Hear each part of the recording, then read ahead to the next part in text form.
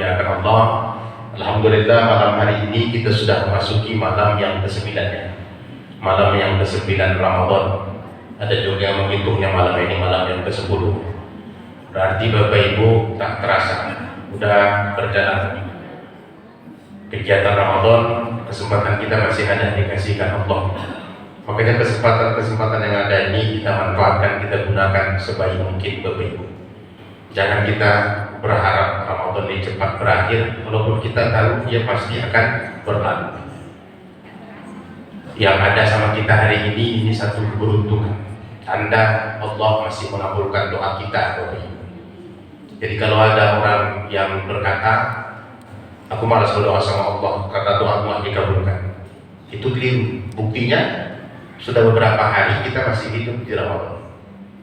Mungkin tadi yang diumumkan kembali kan begitu.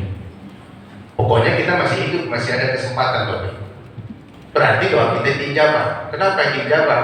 Sepanjang Rajab, sepanjang Sya'ban, imam masjid berdoa, Allahumma barik lana fi Rajab wa Sya'ban wa ballighna Ramadan. Ya Allah, beri kami berkah di bulan Rajab, bulan Sya'ban. Sampaikan umur kami sehingga bisa bertemu dengan Ramadan. Kan itu doanya. Dikabulkan Allah Bapak Ibu jumpa dengan Ramadan. Dan lewat 8 hari masuk malam yang ke-9 Bapak Ibu. Jadi selama masih ada kesempatan ini kita manfaatkan. Jangan pula cepatlah lewat Ramadan, cantik kali berasa puasa. Tahun ini puasanya beda dengan tahun lalu, panas saja. Itu kan panas awal-awal ya. Sekitar 5 hari yang lalu panas itu masuk ke dalam. Ini udah mulai agak dingin, perhatikan. Udah dingin ya, udah hujan. Kalau hujan terus kan tambah dingin. Walaupun ibadah sulit Bapak Ibu, jangan menjadikan alasan kita untuk malas. Kalau dibanding kesulitan pada masa Rasulullah dulu, jauh lebih sulit mereka Bapak Ibu dibanding kita. Kan begitu kan? Pada saat itu mereka berperang, cuaca sana lebih panas daripada kita. Kita sekarang Ustaz, cuacanya malah panas. Palingan kesulitan ekonomi itu yang sekarang. Makanya orang sekarang banyak garuk-garuk kepala. Sampai berucap orang, jangankan untuk maju, untuk bertahan aja bersyukur Ustaz katanya. Sampai begitu. Kenapa rupanya? Karena semuanya serba mahal, serba sulit. Mengadu kita kepada atasan sana, nggak akan mereka layani. Jadi mana caranya? Kan begitu Bapak Ibu. Udah bolak-balik orang mengadu, cabai mahal, tanam sendiri katanya. Kan begitu. Ikan mahal, tangkap. Daging mahal, ternak. Beras mahal, jangan makan beras saja. Makan ubi. Makan apa lagi? Makan jagung katanya. Jagung, ubi nggak dibeli bukan? Kan dibeli juga. Kalau itulah jawaban mereka sebagai pengolah kekuasaan negara ini Bapak Ibu, bagusan nggak usah duduk di atas. Itu jawaban kita ya. Tanpa perlu jawab, kita pun bisa ya Bapak Ibu mencari solusi kan begitu. Jadi cuma usah mengadu sama orang pun nggak digubris, ngadukan aja sama Allah kan gitu. Di bulan Ramadan ini Bapak Ibu, yakin kita doa makbul. Ngadu kita sama Allah. Cemana pusat mengadunya kita ya Allah. Tahun demi tahun semakin sulit. Pemimpin yang kau angkat mungkin akibat kami melakukan kesalahan, ada dosa yang kami buat, sehingga engkau mengangkat pemimpin yang soleh. Rasulullah kan pernah ingatkan sama kita, sayati zaman ala ummati yafirruna minal ulama wal fuqaha wa yabtaliyahumullahu bisalasil baliyah. Akan datang satu masa, saat itu orang tak mau lagi peduli sama ulama, tak mau lagi peduli sama ahli fikih, fuqaha tak peduli, ulama tak peduli. Kalau itu sudah terjadi Bapak Ibu, Allah akan turunkan bala kepada mereka. Apa bala yang pertama? Yusallitullahu ta'ala alaihim sultanan zalimah. Allah angkat kepada mereka pemimpin yang zalim. Inilah sekarang yang Tuhan sama kita pemimpin yang zalim. Zalim tak usah lawan daripada adil. Kalau adil itu menempatkan sesuatu pada tempatnya, tak pandang bulu, semua sama, kan begitu. Islam sudah punya pemimpin yang adil. Ada Rasulullah, ada Abu Bakar, ada Umar, Utsman, Ali, ada Umar bin Abdul Aziz. Banyak Bapak Ibu pemimpin-pemimpin yang ada di masa silam. Kan itu. Kalau mereka ada dalam memimpin, berarti inilah pemimpin yang diharapkan. Lawan daripada adil, soleh. Nah, kenapa Ustaz Allah angkatkan pemimpin yang zalim sama kami? Karena kita tak peduli sama ulama, tak peduli sama ahli fikih, Bapak Ibu. Ulama dikerdilkan, ulama diejek, sampai dibilang orang tua Allah duit ini. Seorang sekian-sekian berubah ya.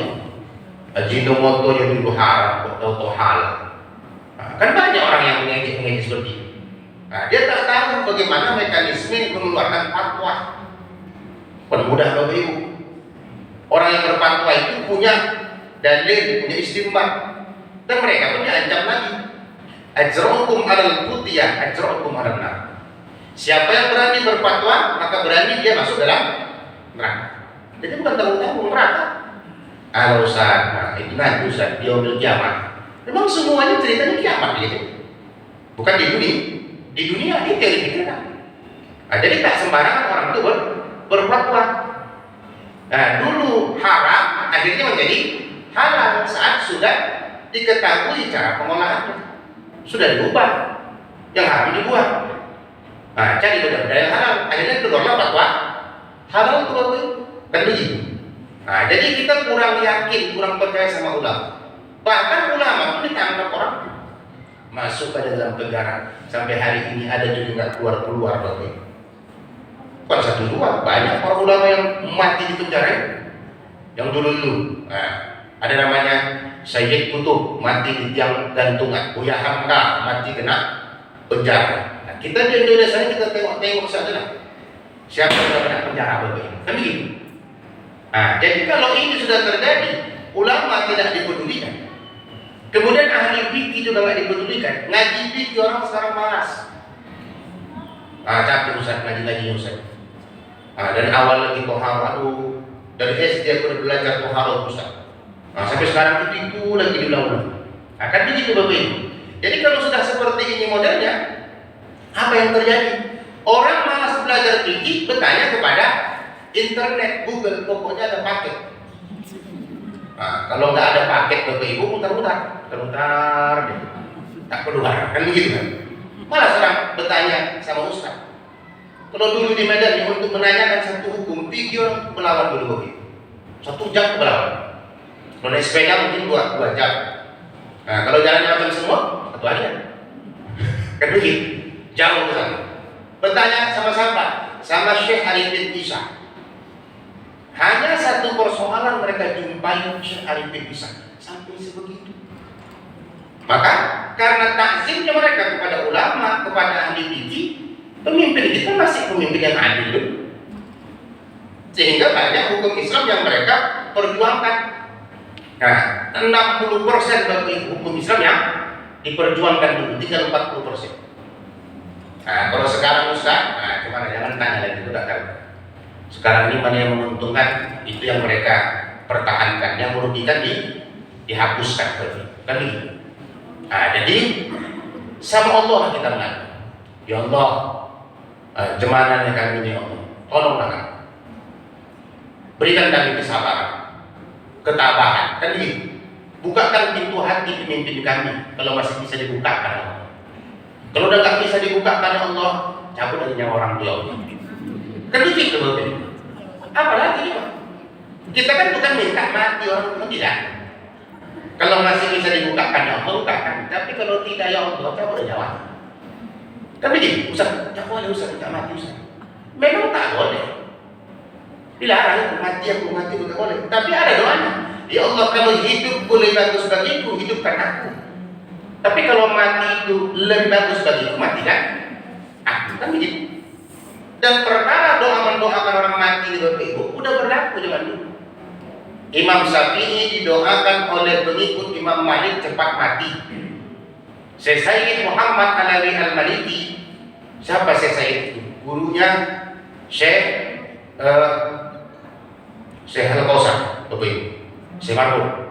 Nah, gurunya Syekh Marhum udah meninggal. Itu didoakan oleh Orang Wahabi cepat mati. Kenapa? Karena selama dia hidup habis dibabatnya paham salafi Wahabi tersebut dengan hujah yang begitu kuat. Udah meninggal. Nah, jadi budaya doa mendoakan orang mati itu ya biasa. So, siapa lagi coba kita gubernur, demo segala macam. Kecil lah kemungkinan. Kan begitu Bapak. Hadirin jamaah sekalian yang dimuliakan. Nah, jadi perlu sama kita ini pertama perbanyak bersabar di bulan Ramadan Bapak. Yang kedua para ustaz. Nah, yang harus kita upayakan di bulan Ramadan ini adalah hidup berhemat itu ya. Makanya kalau diamalkan pola hemat di Ramadan itu pengeluaran nggak banyak. Makan 2 kali ya, kayak gitu kan? Sahur sama berbuka. Kalau mau lebih hemat berbuka, usah di rumah berbuka masjid. Duduk di masjid. Nah, sedikit ustaz, udah itu jadi pada banyak minum. Nah, kemudian bersahur itu yang paling penting. Kan berhemat. Ketimbang kita pusing segala macam, cabai dari mahal berapa itu? Kita paksakan sekilo, tak sanggup. Nah, setengah kilo tak sanggup juga udah berbiji, dibeli berbiji. Kan begitu solusinya, beli berbiji. Berapa Ustaz? Ada 10 di rumah tuh 10 biji. Kasihkan jatah satu-satu. Nah, itu Ustaz. Giliran makan Bapak Ibu, gonyokan itu masing-masing. Pokoknya pedas, kan begitu. Ini adalah caranya. Nah, telur tak bisa beli sepapan, berbiji. Satu hari 1 telur, potong 10. Ini gitu. Nah, jadi jangan kita pusing-pusing mikir kan. Nah, kita yang Bapak Ibu yang tahu cara menghemat dalam rumah tangga tersebut. Nah, jadi nggak pernah stres kita mikirkan. Nah, jadi ini yang paling penting. Jadi usah pusing-pusing Bapak Ibu. Kemudian yang berikutnya lagi saya ingatkan, kalau Allah kasih kita rezeki yang berlebih, jangan pamer, berbagi. Makanya saya selalu ingatkan hati-hati posting makanan. Hati-hati Bapak Ibu. Jangan-jangan yang kita makan itu tak dimakan orang. Kepingin dia makan itu duit dia tak ada. Hati-hati. Kebahagiaan kita itu usah kita tampak-tampakkan. Kalau mau ditampak-tampakkan, undang orang itu. Karena itu disuruh wa amma bi ni'mati rabbika fahaddits. Allah kasih kita nikmat, cakapkan, kasih tahu sama orang. Itu makanya lahir anak bikin akikah. Itu kan nikmat. Kasih tahu orang sehingga dia datang ke rumah, makan kambing dia. Dia belum merasakan. Oh dapat anak, aku makan kambing dia dilakukan tambah gizi gitu kan gitu. Nah, Bapak. Makanya jangan posting-posting ini. Kadang tersinggung orang. Alhamdulillah sudah dapat hari ini menu berbuka, walaupun sederhana. Kata kita sederhana, tapi kata orang Bapak Ibu istimewa. Nah, kenapa begitu? Ya karena zaman sekarang ini orang mudah tersinggung, orang mudah marah Bapak Ibu. Tak ada sama dia mudah tersinggung, mudah marah. Makanya hati-hati, jangan kita bikin permasalahan membuat orang sakit hati, membuat orang tersinggung.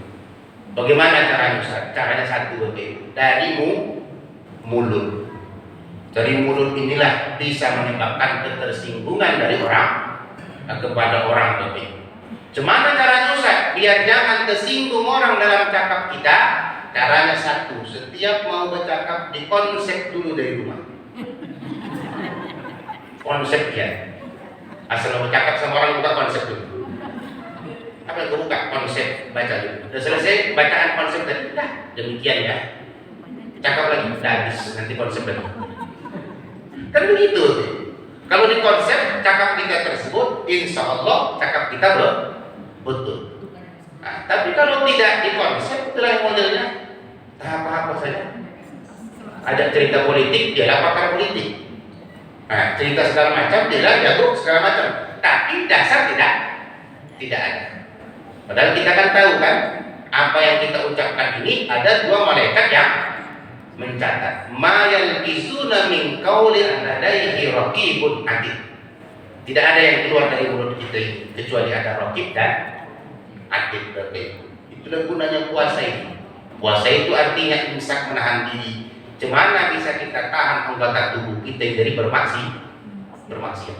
Nah, kemudian yang terakhir Bapak Ibu, selama masih ada kesempatan, berkah Ramadan ini kita raih.